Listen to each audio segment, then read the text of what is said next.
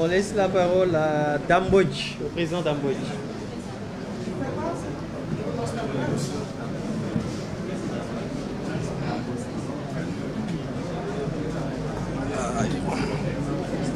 Voilà.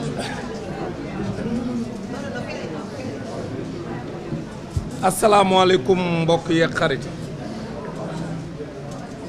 maa ngi nuyu ñëpp kenn ku nekk ci turam ak ci santam dinaa góorgóorlu ba juróomi minute yi ma jox ma jéem cee yam ndaxte ku ne xam na ne gàttal yombuma waaye nag comme ñi war a wax xaw na ñoo takku te journalistes yi dañu war a dellu seen rédaction pour def seeni montage kon faaw ñu gàttal wax ji nag jërul guddal tey bi ñu rafetloo li Lacoste def mooy leader allié du candidat Ousmane Sonko ànd ak Yewwi Askan Wi jàpp naa ni sénégalais yi rafetlu nañ ko ndaxte réew mi ñun ñëpp ñoo ko bokk ki nga xam moom leen jiital muy président de la république en 2012 ban koy fal kenn njortul woon ni 12 ans après coono bii sénégalais yi di dund nga xam ne tey koo xool dafa sëngéem ñëpp la seen xol naqari koo xool jaaxle na ci lu nar a xew suba ñëpp tiit jaaxle ci koo xam ne ñun ñoo ko jox sunu alal muy doxal jox ko sunu sañ-sañ muy doxal jox ko sunu kaaraange réew muy doxal jox ko sunuy loi ak réew muy doxal lépp mu wëlbati ko di ko duma askanu Sénégal kon nag tey bu ñu demee ba askanu Sénégal am ab leader bu tudd Ousmane Sonko ñëpp gis ni président Macky Sall depuis 2019 mu falu li muy def mooy fexe ba Ousmane Sonko du mën a nekk candidat en 2024 kooku jaaduwul kon nag lii xew suba dañ bëgg a wax sénégalais yi ban njëriñam suba bu benn sénégalais toog di tayle sañ-sañam ak moomeelam dañu bëgg sénégalais yépp génn tuuru leen ci mbeddi ndakaaru yi loolu lañ bëgg na sénégalais yi tuuru ci mbeddi ndakaaru yi na mbedd yi fees dell na ñëpp jubal ca tribunal cour suprême ba nga xam ma ngay am ca corniche ba wetu hôtel teeru bi parce que foofu la mbir ma di xewe te audience ba audience publique la sénégalais yi am nañ droit dem fa kon bu leen kenn tere nañu bàyyi sénégalais yi ñu génn seen kër yi ku war a demander permission ku war a tëj sa atelier tëj ko képp kuy élève wala ngay étudiant na ñëpp jubal cour suprême à partir de 7 heures 8 heures na mbedd yi fees dell ñu jëm tribunal ba parce que procès bi ku nekk am nga droit dem fekke ko liñ ciy teg rek ñun mooy bu kenn toj bu kenn taal message bi sénégalais yi war a jox seen bopp jox ko waa àdduna bi mooy ñu tuuru ci mbedd mi wane ni li président Macky Sall bëgg a def kenn d'accord ci tàlloowuñu kenn tojloowuñu kenn parce que loolu lañ ñu bëgg a pousser pour def li ñëpp di njort te kenn du ko may li ñu bëgg mooy ñu àtte ci dëgg nag sénégalais yi ñoo ko mën a exiger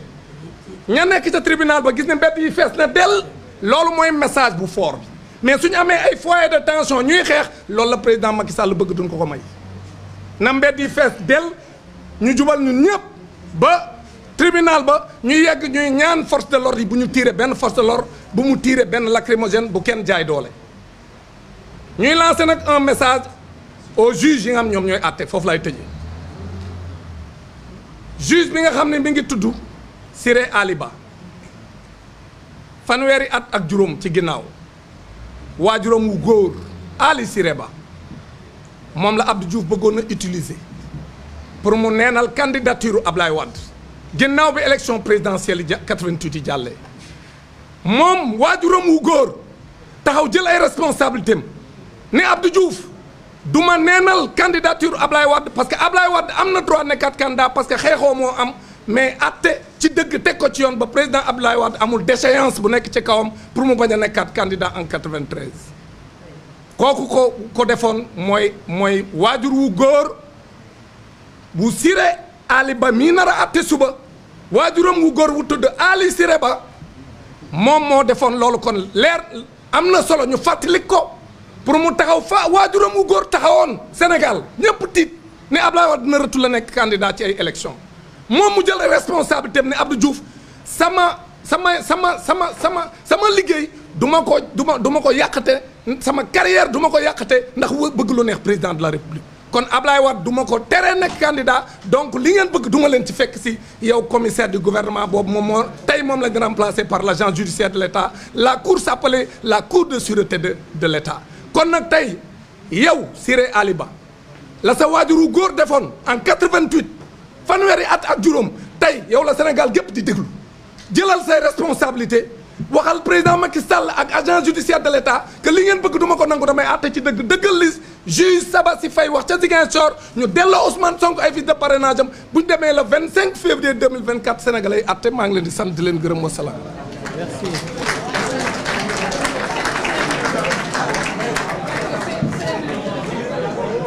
Merci, Président Dame. On laisse la parole au Président Déthié Fall.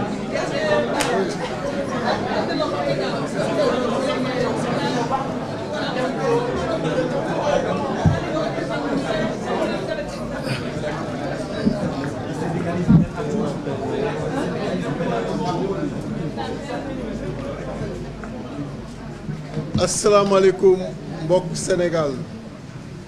di nuyu ñi ni déglu ñëpp nekk ci biir réew mi ak nekk ci bitim réew di nuyu kilifa diine yi wax ji daanaka bërki démb wax naa ci lu am solo bi may def fii point de presse ci li xew war a xew le 17 bi ñu jëm muy gannaaw suba mën nañ ko résumer de façon très très simple. Le président Macky Sall lan la jóg pour xeex nit ku am ambition am un projet boobu am beaucoup d'adhérents projet boobu am ñu bare ñi nga xam ni dañ ci porter seen espoir nit yàlla may ko popularité nga ni que léegi loolu du ma bàyyi nga exercer ko du ma bàyyi mu continuer damay fexe ba nasaxal loolu en résumé loolu rek moo fi nekk. Ni fàttali le président Macky Sall que des oppositions entre opposants et des oppositions très fortes ont toujours existé dans ce pays-là. Yàlla may nañu ñu fekkee 2005 entre le président Ablaye Wade et le président Idrissa Seck te pourtant président Ablaye Wade terewu ko mu bokk élection. Yàlla may nañu aussi ñu fekkee l'opposition entre le président Ablaye Wade et le président Macky Sall, actuel président de la République. Le président Wade terewu ko mu bokk élection mais depuis que le président Macky Sall est là la participation à une élection moo gën a metti parcours du combattant et la problématique de la participation en réalité a commencé avec le président Macky Sall d'abord fexe ba képp ku yàlla may tuur may la doole nit ñi am yaakaar ci yow mu xool par la justice comment la lay éliminer. Karim Wade est passé par là, le président Karim Wade, le président Khalifa Sall. Aujourd'hui, mu ni dafa jóg pour jaaree fa le président Ousmane Sonko. La problématique de la participation, l'introduction du parrainage, toujours pour fexe ba nit du bokk. Maintenant, il a fait beaucoup d'erreurs, le président Macky Sall. Bu ñu ko doon compter duñ fi jógee. Mais il a la possibilité de corriger tout cela demain. Il a la possibilité demain, s'il décide de réhabiliter le président Ousmane Sonko, mu doon candidat, présenter le président Ousmane Sonko ak tous les autres candidats qui le souhaitent devant le peuple sénégalais et seul ce peuple souverain décider, il corrigera toutes les erreurs yi nga xam ni moom la nekk di def nii. Na ci ànd gëm yàlla te xam ni yàlla pare na démb et que li mu foog du am, je l'ai dit avant-hier maa ngi koy répété waat, c'est pas le président Ousmane Sonko avec toute la connaissance qu'il a de la mission mooy ñëw doon président de la République naan ni di nekk fii di nekk ci ay xeex yu ñàkk fayda parce que xam na ni problème mu sénégalais yi ñoo ngi koy xaar donc na xelam dal ci loolu mais na dalal sénégalais yi suba na fexe ba la décision qui va sortir donne une décision qui va l'honorer, une décision qui va honorer le peuple sénégalais, une décision qui va réhabiliter le président Ousmane Sonko. xaaruñu leneen et leneen xaju fi en réalité loolu rek moo fi xaj. Il est à 3 mois de son départ 3 mois pour au moins dugg ci histoire. Je pense que loolu waru ko rater suba. Au-delà de lui tous les Sénégalais, l'ACOS introduire une demande de marche demain di wax na ñëpp génn dès que c'est autorisé et comme on le répète dans la paix parce que le rassemblement populaire dina tax mu xam ni yenn direction yi nit ñi ànduñu ci et que dafa am beneen direction bi nga xam ni moom la ñuy xaar le président Macky Sall na xam ni nguur mbiru yàlla la na xam ni nit mënoo ko tere à travers sa popularité à travers ses ambitions bu fekkee yàlla dafa bind ci moom président mu doon président dire à la communauté internationale que demain c'est un jour historique pour le pays, pour la démocratie. Dire au président Macky Sall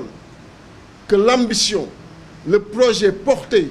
par un candidat,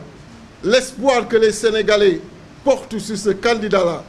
ne peuvent être un délit dans ce pays. Que reproche-t-on au président Ousmane Sonko? D'être aimé par la majorité des Sénégalais, de vouloir construire ce pays, de vouloir devenir un président de la République et qu'il se rassure. Le président Ousmane Sonko, comme nous autres, nous connaissons cette mission.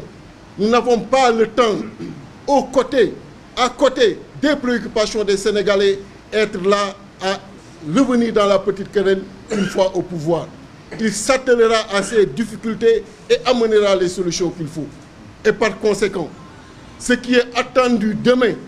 l'unique décision attendue demain par tout le peuple sénégalais, c'est la réhabilitation sur les listes du président Ousmane Sonko pour qu'il puisse compétir. Et lui rappeler que des oppositions ont toujours existé et jamais un président n'avait empêché à un opposant d'être candidat. Ce fut le cas en 2005, ce fut également le cas en 2008, le concernant lui et le président Abdoulaye Wade. Et pourtant, c'est ça qui a fait qu'il est devenu président de la République. Qu'il laisse, en un mot très simple, le président Ousmane Sonko participer à cette élection présidentielle et demander au peuple sénégalais d'en faire leur affaire personnelle. En cas d'autorisation de cette marche, que ce peuple se mobilise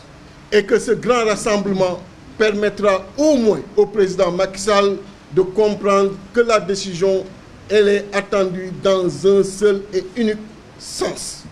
Et maintenant, pour le reste, qu'il s'en remette à Dieu et qu'il sache que le pouvoir, c'est l'affaire du Tout-Puissant et qu'il ne peut rien contre le destin d'un citoyen, contre le destin d'un patriote. Je vous remercie. Merci, Président Déthié. On laisse la parole au Président Habib Sy.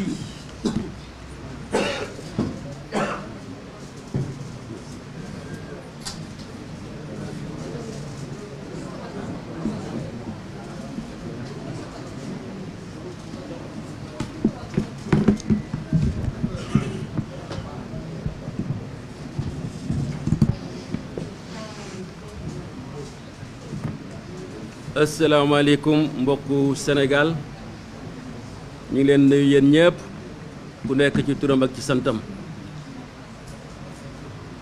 ndaje mi am na solo lool ku dégg kàddu yi nga xam ne moom lañ fi yëkkati mu jëm ci bés bu rëy muy suba fukki fan ak juróom-ñaar ci weeru novembre wolof yi ñooy wax ne bu dee jotee ku deewut gore woo waane du noonu bu dee jotee ku deewut gorewuloo suba deewoo bi nag du téye fetal de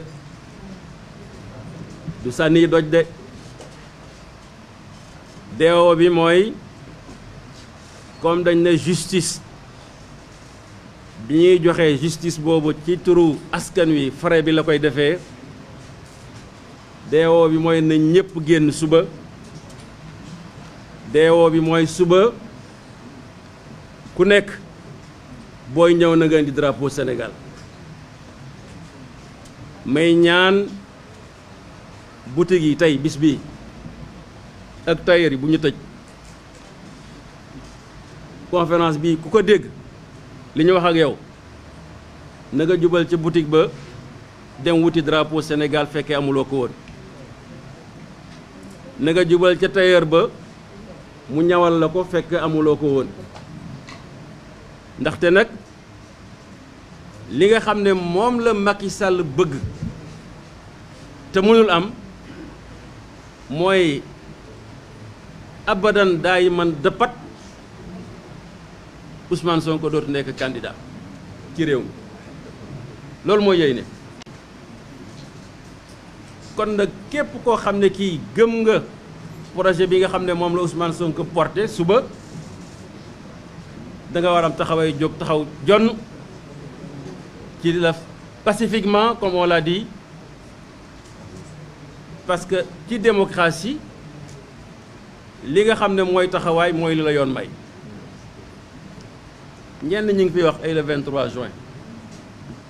mais 23 juin par rapport aux forces de l'ordre xam nga ñoom li nga xam ne moom la chef d'État di véhiculer comme doctrine rek moom la ñuy adopté au commandant de la gendarmerie Abdoulaye Fall aucune arme létale benn arme buy rey nit gendarmerie utilisé wu ko bis boobu moo tax coow li ngay dégg 23 juin yëpp y a eu aucun mort 0 mort loolu mooy démocratie loolu mooy démocratie mais kii nga xam ne moo nekk ci bopp réew mi dafa am moom beneen conception démocratie terreur moom lay def le peuple sénégalais li xew nag ah wax nañu ko dañuy baamtuwaat rek ndaxte lii nga xam ne moom la ñu bëgg juge bi mu def li mu def Ziguinchor mais juge bi Macky Sall moo ko fal procureur bi Macky Sall moo ko fal greffier ba Macky Sall moo ko fal préfet ba ak gouverneur ba Macky Sall moo leen fal ne leen wax leen yoon ñoom ñu wax yoon Macky ne d'accord ci nañ dem seeti feneen mais loolu fan lañ ko mën a natt ci Sénégal ci wàllu démocratie ñi nga fal ñoom ñoo ne leew li nga def du yoon Ousmane Sonko dañ ko war a delluwaat mu nekk ci liste électorale yow mi nga xam ne yaa leen fal di ndey mbilli gi nga ne loolu mënul am peuple bi rek moo mën a jóg taxaw ci fànn bi nga xam ne moom laa ko waxee ci jàmm ak salaam wane boppam pour que justice aussi li nga xam ne moom la ñuy xaar ci yoon mu def ko amul beneen bu ñu yaakaar ne Macky Sall danañu may dara sans cette résistance wala fii nee nañu ku lay xañam njeex du la mayeb seko du la may seko xaw ma dégg ngeen wala fi yow am déet mais suñ bokk baykat yi xam nañ li ma xam ne moom lay wax. Alors pour être bref, j'en profite pour lancer encore un appel à la communauté internationale et rafraîchir la mémoire des journalistes. Yaakaar naa ne yéen vous n'êtes pas maraboutés quand même parce que la communauté internationale semble être maraboutée et que le relais n'est pas encore là. Pourquoi je le dis? Il faut rappeler, on oublie d'appeler les informations que nous avons, que depuis le mois de mars jusqu'à maintenant, il y a eu 100 tués pendant les manifestations. Jusqu'à présent, aucune enquête. Je le dis, je le répète, nous avons saisi même le haut commissaire aux droits de l'homme. Zéro. On oublie très souvent la communauté internationale qu'il y a environ 1500 détenus actuellement dans les prisons de Macky Sall. Ce sont des détenus politiques. On oublie qu'on a coupé Internet. On oublie qu'on a coupé TikTok. On oublie qu'on a coupé le signal à des télévisions.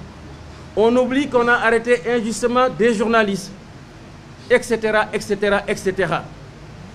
Il ne faut pas que cela passe sous compte perte et profit. Et ça, je crois, je ne vous apprends pas votre métier, mais à mon avis, la presse, comme nous sommes tous des démocrates et nous sommes tous victimes de l'injustice de Macky Sall, c'est un combat que nous devrions porter ensemble. Porter ensemble, c'est rappeler à la communauté internationale qu'il ne s'est jamais passé dans un pays des violations aussi graves des droits et des libertés sans qu'il y ait commission d'enquête internationale. Le chef des Nations Unies doit l'entendre de façon régulière et permanente parce qu'il y va de la préservation de nos libertés. Il y va de la préservation de la démocratie. Il y va de la consolidation de notre unité nationale. Et nous avons tous les mêmes responsabilités. Vraiment, c'est l'appel que je voulais lancer à votre endroit, à l'endroit de la communauté internationale.